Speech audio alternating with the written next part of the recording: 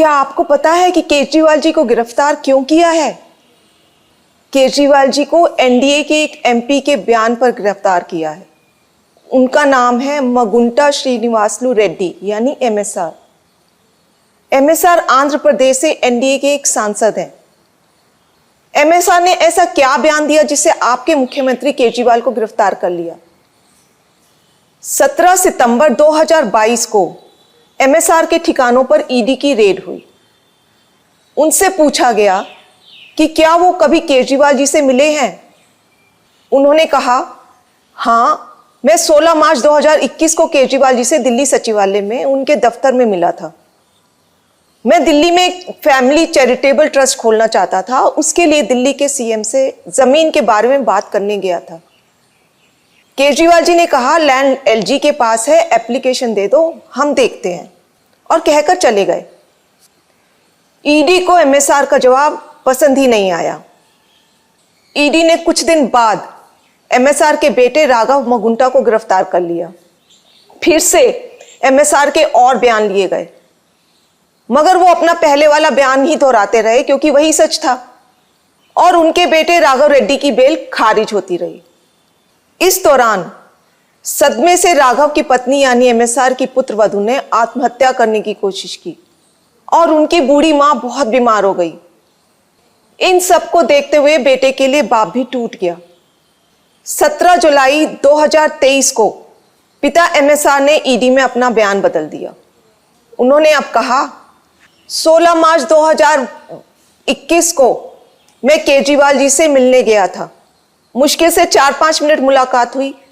वहीं 10-12 लोग बैठे थे। मेरे कमरे में घुसते ही केजरीवाल जी ने मुझसे कहा कि दिल्ली में आप शराब का काम शुरू करो, बदले में आम आदमी पार्टी को 100 करोड़ रुपए दे दीजिए। केजरीवाल जी से ये मेरी पहली और आखिरी मुलाकात थी। इस बयान के बाद अगले ही दिन एमएसआर के बेटे राघव रेड्डी को ईडी ने बेल दिलवा दी। जाहिर है कि एमएसआर का यह बयान झूठा है। वे खुद कह रहे हैं कि यह उनकी केजरीवाल जी से पहली और आखिरी मुलाकात थी। 10-12 लोग वहां बैठे थे। अगर किसी को किसी से पैसे मांगने भी थे तो वह क्या कोई किसी अजनबी से पहली मुलाकात में ही 10-12 लोगों के सामने इस तरह पैसे मांग लेगा? जाहिर है कि एमएसआर के बेटे और परिवार को 5 महीने बुरी तरह प्रताड़ित किया गया। इसीलिए एमएसआर ने अपने बेटे को बचाने के लिए झूठा बयान दिया, और इस बयान को देने के बाद 2 दिन में ही एमएसआर के बेटे को बेल मिल जाती है। इन सब बयानों से एक बात तो साफ हो गई कि अपने बेटे को जेल से निकलवाने के लिए एमएसआर ने झूठा बयान दिया। कोर्ट ने भी केजरीवाल जी को बेल देते हुए यही माना कि ईडी ने बेल का लॉलीपॉप देकर बयान लिया बिना किसी सबूत के। आपके बेटे केजरीवाल जी को एक गहरे राजनीतिक षड्यंत्र का शिकार बनाया गया है। वो एक सामान्य पढ़े लिखे देशभक्त और कट्टर ईमानदार व्यक्ति हैं।